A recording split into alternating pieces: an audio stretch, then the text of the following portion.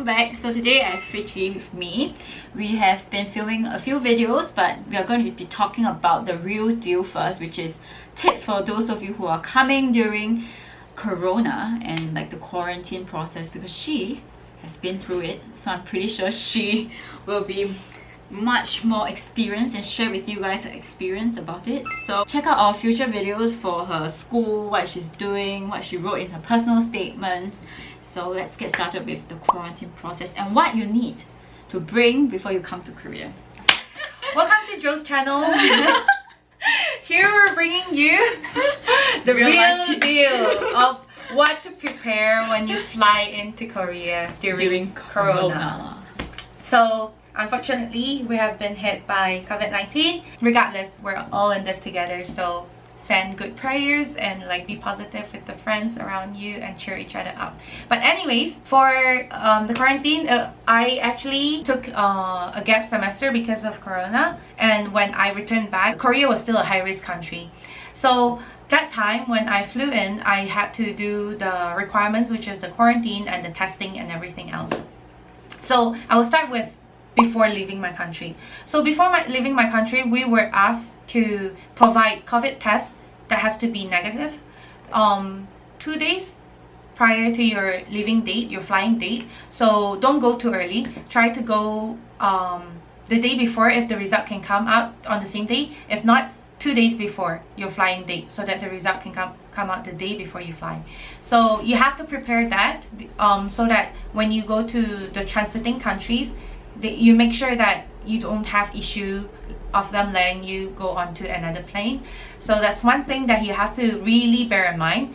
And then when you come here, most of the time, for those who are still doing like language program, it's quite easy because the school will just prepare everything for you. They'll just like make sure that you have transportation to go to the site where you have to do your quarantine. So most of the time they'll let you quarantine in the dorm. Among the friends that I have, a lot of the people won't have problems if their language school is actually outside of Seoul. Those who have problems are usually the one in Seoul. Regardless, you can still work it out because like lucky for you guys are not the first batch after all. So there are batches before you guys where people came in and have a lot of troubles. So I would say that the admin are pretty much more aware. Yeah, more aware and more experts. Yeah, more experts in this already. So after you got off the plane, and then they'll check for your temperature. So my friend, because it was so heaty in the plane, so her temperature actually went up a little bit. It was like 37 or 37 point something, but less than 37.5, I think. Yeah, so she was put at the site to wait for her body temperature to go down. And then that's where like if your body temperature really like got down, then you get to be released from it. If not, they'll send you to another quarantine site that is totally different. But for us, after we check our temperature, then it will be where a bunch of like oppas, the military guys, because they can't do anything right now, so they help out at the airports. Yeah, where all the oppas will help you to fill in forms and help you to contact the person who's supposed to take care of you during your stay in Korea. So your program leader has to pick up the phone. So before you fly, I'm pretty sure they know when you're flying in, but just to be more safe, try to contact them and say like, I'll be arriving today, I hope to see you, and things like this. And then they'll call the number, and then your program leader will have to pick up so that they know that somebody is like hosting you guys here in Korea. So after they picked up, you will be released to the custom to stamp your passport to get the visa to enter the country. Then when you get out from the custom, that's where you have to find your school staff to meet together. They usually do it batches. So mine will be I waited in the airport for like 1 hour plus, I think. Not that long. Yeah, then they came to pick me up, and then they will rent a van, and then it will send us straight to Nonsan. But yours is because of the language program, right? Yeah. So this is coming from those who are going to be attending the language program. Usually they will have a bus to take you to like the city that you'll be doing your language program and be quarantined there. But obviously some of the universities do provide that for the master's student as well, because like it will be like one go together with the language program students. But from what I know, no. Yeah. So you have to check with your school. It might differ school to school. In terms of things that you need to bring, obviously a lot of the cleaning products like the sanitizer, mask, because like for the first time when you arrive here, you will need to, like, for those who are not sure about how the system work here or where to find masks to buy and things, they do have it at the supermarket, but it will be quite expensive. So if you want to prepare, make sure to bring a lot of masks and also a lot of cash, because the first time when you arrived here, they will only give you your allowance 1 month plus later. So I came on 23rd August. I only received my allowance on early October. Yeah, so during that period, I have to live based on my own savings. So make sure that you have cash with you, and make sure you change it before you come here as well. Bring some cash. You can use your card, but the exchange rate and the charges will probably eat up a lot of your fees. So I would really recommend you to bring cash with you, so that, because you won't get bank account here straight away as well. So it's better to have some cash so that you can buy necessities. How much would you reckon would be enough? Obviously, the more, the better. Right. Maybe a minimum amount. A minimum amount, 500 USD.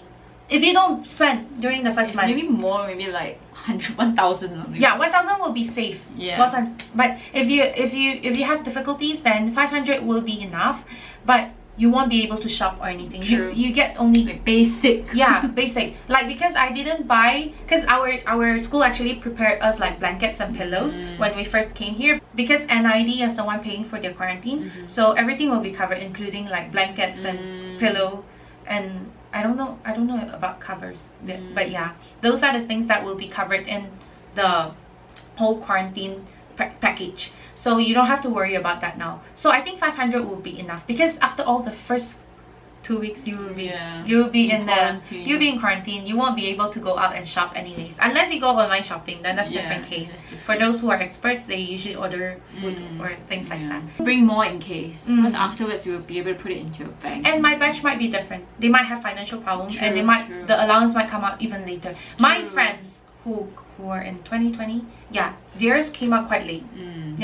Theirs came out quite late. Maybe be safe and have enough money for maybe at least 2 months, so that you can have some backup. You never know, you might need it for some medical checkups or whatever as well. So just bring more in case. And for those who are not going for your language program, you definitely need more for your housing. You need to settle your own quarantine maybe, which we'll talk about soon.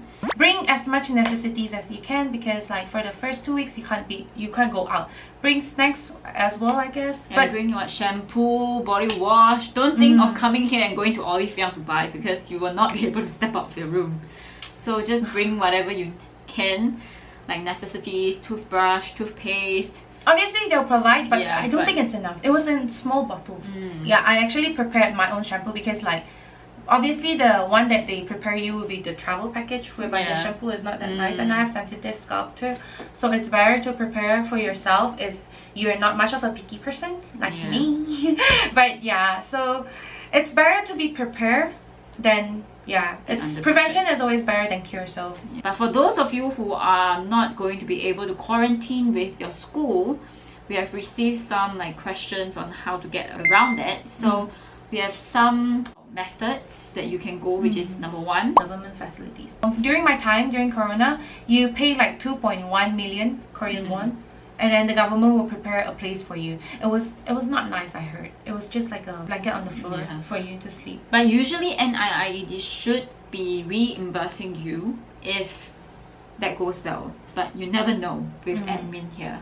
So usually if you are going to start your studies straight, usually the school will provide you with either the quarantine, or they will like pay for you in advance, or if not, will be reimbursed afterwards. So check with your school, because it might be different. SNU wise, from what I know and from what Anthony said, it is the school provided for him. So you will have to check. But there were some issues. So they basically said, they could provide the quarantine for him, but last minute they said no. So he was like, and then eventually they said, we managed to. So you have to check. Not sure about your school, so email them in advance before you fly to Korea. Settle everything and get confirmation from them. Don't get like ambiguous answers, because that's not how it works here. The admin here, let me tell you, you need definite answers. Been there, done that, okay? So you need definite answers from the school officials, so you can get it as proof in case like NIED says, we are not going to pay for you because blah blah blah blah blah. Get receipts. You need them, okay? Always prepare, because if you can't provide a residence address and if you can't tell them like where you're gonna be quarantined, they won't let you out from the airport, and you probably have to camp there. For those of you who your school says, oh, we are not going to be providing you with your quarantine, what other options do they have? They have, like you said just now, Airbnb. You can look up for Airbnb, whereby they will actually do host people who want to be quarantined. But check. Yeah, always double check. The one very specific golden rule of your quarantine site is to have a toilet that is to your own personal use. You're not supposed to share with anyone else. It would be better if you guys are quarantined in a room with the toilet, but if it's outside of the room, it's gonna be a little bit tricky with the government might not like accept it. So that's one thing. For those who don't have like all the benefits of language school programs who help you to settle everything for you and that you have to find it for your own, Airbnb is what my senior used back then. She wasn't in Korean language program, so she has to find her own place to stay. If that's the case, you have to buy your own food. So you have to either order, I don't think it will be reimbursed. It wouldn't be. They'll only reimburse you for the stay. It's going to be coming off of your pocket. But Airbnb, I'm not sure, because it is a bit ambiguous. So usually I think the NIAD might reimburse you if it's through your school or like the government facilities or something. So do check. But if worse come to worse and you really cannot find a quarantine, or the school is not going to provide you with it, it's either your dorms, that if you're going to be staying in your dorms, then maybe that's one. Number two, if you're going to be staying in a one room straight away, so you're not planning to stay in the dorms, you're planning to get your one room, then you can quarantine there, but you will not be covered by NIAD. So another one is like guest houses. So some guest houses are also offering like quarantine spaces for foreigners, so you have to check. It is very complicated, so do your homework before you fly into Korea. At least settle this like 1 month before, okay, so that you can have some time in case things happen. So number one is either your school dorm, number two, Airbnb, number three, guest houses, number four, government facilities, or number five, your own flat, your own apartment, your own one room. You cannot have anyone else in the house with you, because that's not going to be a quarantine anymore. So yes, get your own house and then check with NIAD. If they don't reply you, then please go and beg your school's Office of International Affairs to help you. Or for our scenarios, when we were like applying for visas to come back and everything, every time when we have problems, we basically just go to the Korean embassy in our own country, and they are so helpful. They will help us call. The embassy workers are very eager to have you come to their home country as well, so they will help you out. So it's like, if anything, you have any problems in terms of quarantine or anything, you can always go to the embassy and ask them for tips, because after all, it's your own nation. They know it better than anyone else. I think it would be good to have the numbers of the Korean embassy in your home country and your country's embassy in Korea. These two numbers should be saved in your phone. Okay, so basically, if you come to Korea and you have some issues with the quarantine and you need some help, call your country's embassy in Korea. So go and find the numbers, save it just in case. From what I know from my experience with Singapore's embassy, the people there are really very willing to help. But sometimes a lot of things are not in their control. So yeah, but it's always good to have some backup, you know, so that you can have someone to help you in a lonely foreign land. Okay. But honestly, with the quarantine thing, you can find a lot of information online as well, because like a lot of people have gone through the same thing as well. Different YouTubers. But it's up to your school to actually decide whether or not they want to accept you for their quarantine, because like the school sometimes just don't want to deal with things like this, and they wish that you could just do it on your own. It's better for you to contact your admin and tell them that, hey, I'm coming and it's my first time in Korea. If possible, I would like to be quarantined with the other students, with the site that you could provide for the other students as well. And like, obviously we will have the big father NID to pay for us, so it shouldn't be a problem. But the problem that we receive is that NID don't usually pay the school in advance for the quarantine. They will only pay after the student finish quarantine. So you might have to, the school might ask you to pay for yourself. My juniors actually got asked as well, but luckily for them, they were smart enough to reject and say that no, I would prefer NID to pay for me instead of me paying myself first, because I don't have that much money. Then the school was quite understanding, so they decided, I think the school decided to pay it First. with their own money first, then claim it back from NID, which is what happened to my quarantine during August last year in 2020. So that's the thing that you probably have to keep in mind. We have NID to pay for us, so it shouldn't be a problem. It's just if your school admin is willing to help. That's the only issue that you might have. But the thing is, Office of International Affairs in different universities might be very busy with the thousands of foreigners coming to the new school.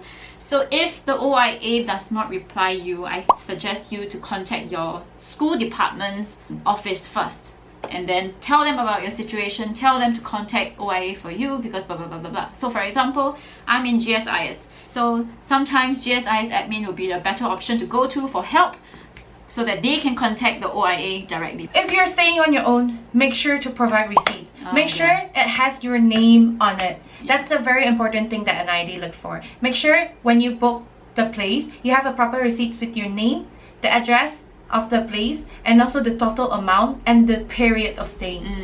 It's very important. NID might reject you because you lack one of these four.